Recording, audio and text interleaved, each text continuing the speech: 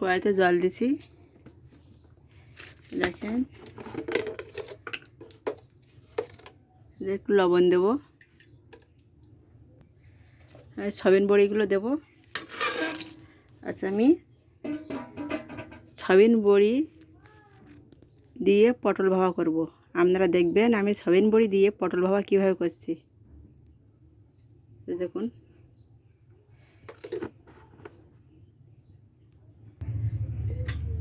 এই যে গরম জলগুলো ফুটিয়ে নিয়েছি। এবার আমি এই জলটা ফেলে দেবো, দিয়ে ভালোভাবে ধুয়ে নেব। দেখেন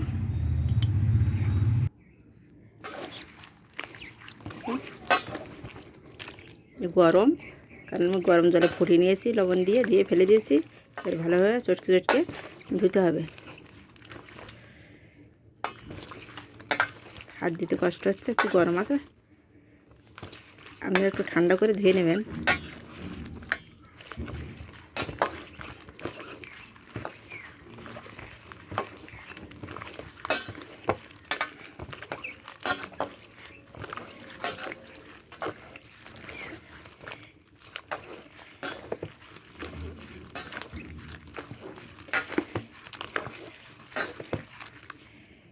এবারে জলটা ফেলে দেবো, দিয়ে আমি আবারও ধুয়ে নেব।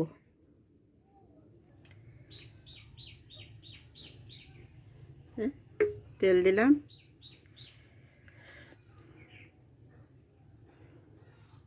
এবার আমি পটলগুলো ভেজে তুলে নেব। দেখেন, এই যে পটলগুলো হালকা বটি দিয়ে একটু একটু ফাঁক করে দিয়েছি, এখানে এই যে একটু একটু ছিঁড়ে ছিঁড়ে দিয়েছি। এই যে সামান্য সামান্য একটু এধারে চারচিরা দিয়েছি, এইটুকু চারচিরা দিয়েছি। ভালো করে দেখেন, এভাবে হালকা করে বটি দিয়ে আমি একটু ফাঁক করে দিয়েছি। এগুলো এখন আমি এতে দেবো।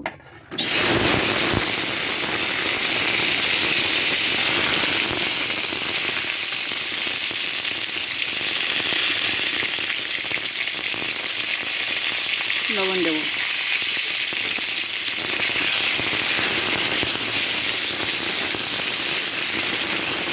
হলুদটা আমি এখন দেবো না, একটু পরে দেবো। আগে লবণ দিয়ে তেল দিয়ে পটলগুলো আমি ভেজে নেব।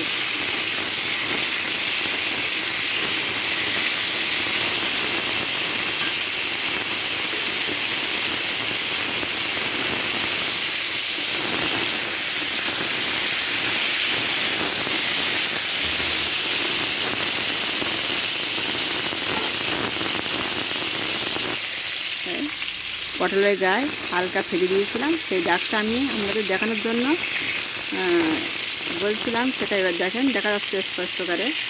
এই যে সেরা, এই যে সেরা, এই যে সেরা, এইভাবে ছিঁড়ে নিয়েছি। এই যে দেখছেন, এই যে দেখেন,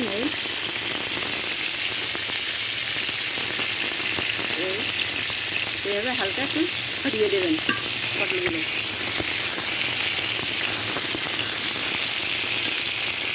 নতুনভাবে আমি আপনাদের সয়াবিন বড়ি দিয়ে পটল ভাপা দেখাচ্ছি। আর দেখেন কীভাবে আমি পটল ভাপা করছি।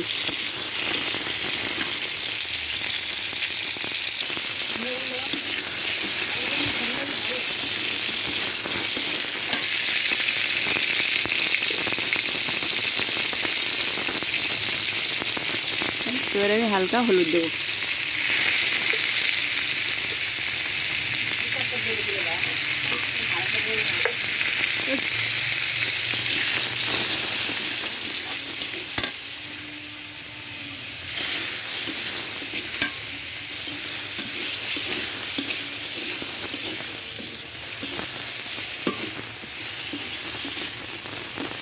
পটলগুলো ভাজা হয়ে গেছে, এবার আমি উঠিয়ে নেব।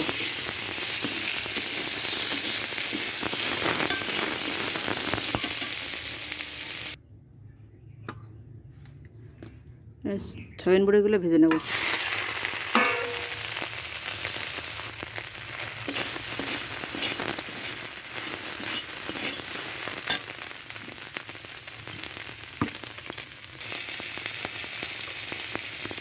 সামান্য লবণ দিলাম, লবণ দিয়ে সয়াবিন বড়িগুলো ভেজে নিতে হবে। এখন হলুদ দেবো না, হলুদটা সবার শেষে দেবো না, এই তো পুড়ে উঠবে।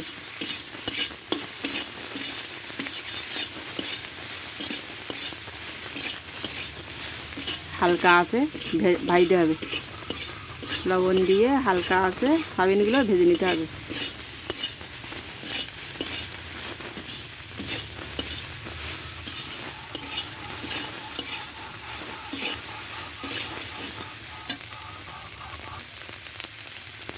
এবার সামান্য হলুদ দিলাম।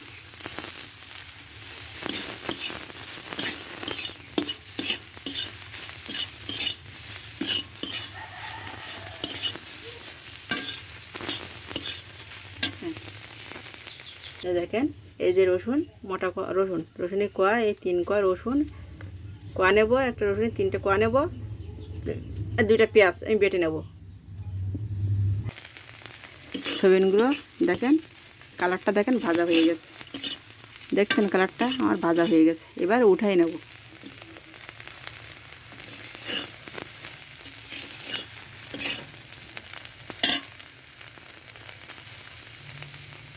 দেখেন এই যে দারুচিনি, এলাচ, লবঙ্গ, এলাচ একটা নিয়েছি, দারুচিনি নিয়েছি, আর লবঙ্গ নিয়েছি 2টা, আর গোলমরিচ আর জিরা একসাথে বেটে নেব।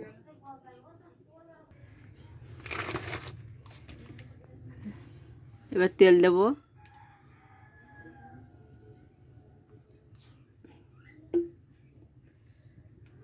পরিমাণ মতো তেল দিলাম।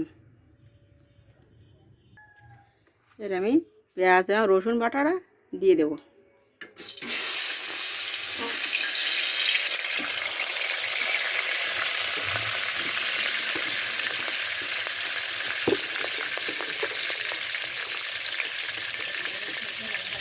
একটু লবণ দেব।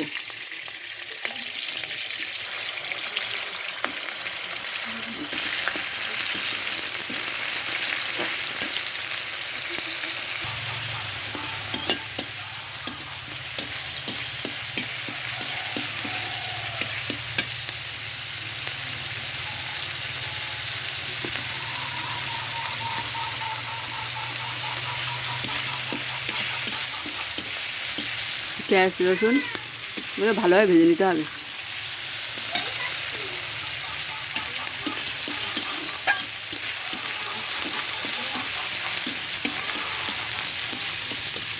আপনারা চাইলে এতে আদা দিতে পারেন, আদা দিলে আরও ভালো হয়, কিন্তু আমার আদাটা নেই বাড়িতে, তাই আমি আদা দিতে পারলাম না। পেঁয়াজ রসুন বাটা দিয়েছি, দিয়ে এবারে ভালোভাবে ভেজে নেব।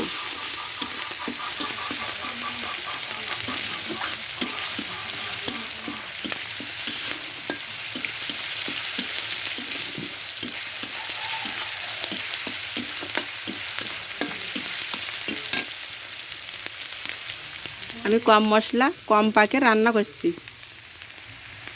গ্রামে যেভাবে রান্না চলে আপনারা এভাবে, আমি যেভাবে রান্না করছি এভাবেই রান্না করে দেখবেন, কম খরচে রান্নাটা কত সুন্দর লাগে খেতে।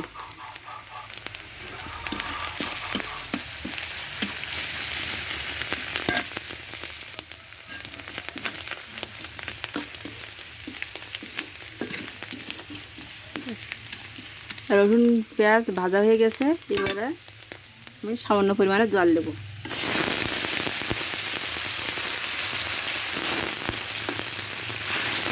মশলাটা কষে নিতে হবে।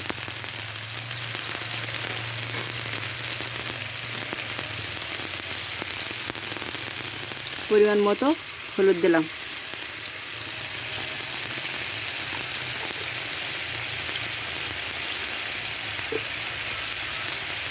দেখেন শুকনো মরিচের গুঁড়া দেবো, পরিমাণ মতো দিলাম। আপনারা যেরকম ঝাল খাবেন সেরকমই দেবেন বুঝে।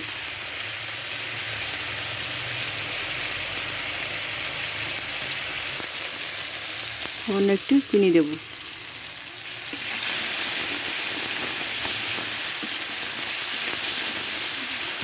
এই মশলাটা ভালোভাবে কষে নিতে হবে।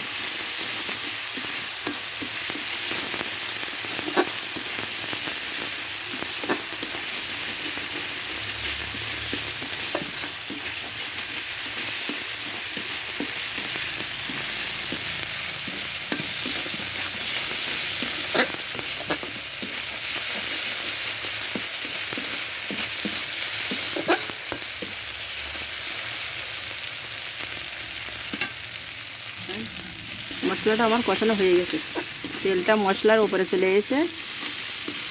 আর দেখেন এই দেখেন ভাজা ভাজা হয়ে গেছে। এবার আমি পটল আর সয়াবিন বড়িগুলো রেখেছিলাম সেগুলো দেবো।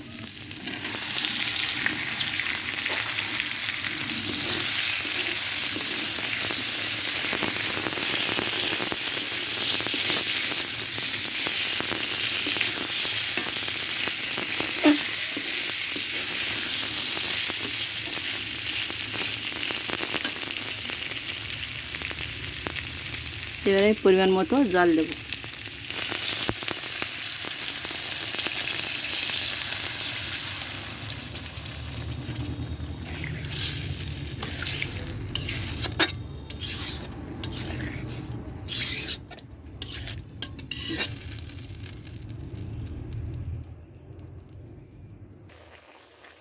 দেখেন 5টা কাঁচা লঙ্কা ছাড়া আছে, আর যে মশলাটা বেটেছিলাম আপনাদের দেখাইছিলাম সেই মশলাটা এবার আমি দেব।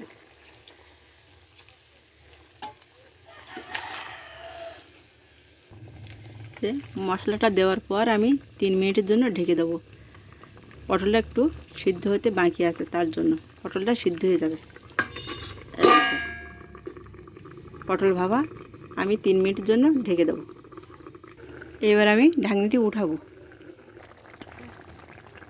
দেখেন পটল ভাপা আমার হয়ে গেছে, এবার নামিয়ে নেব।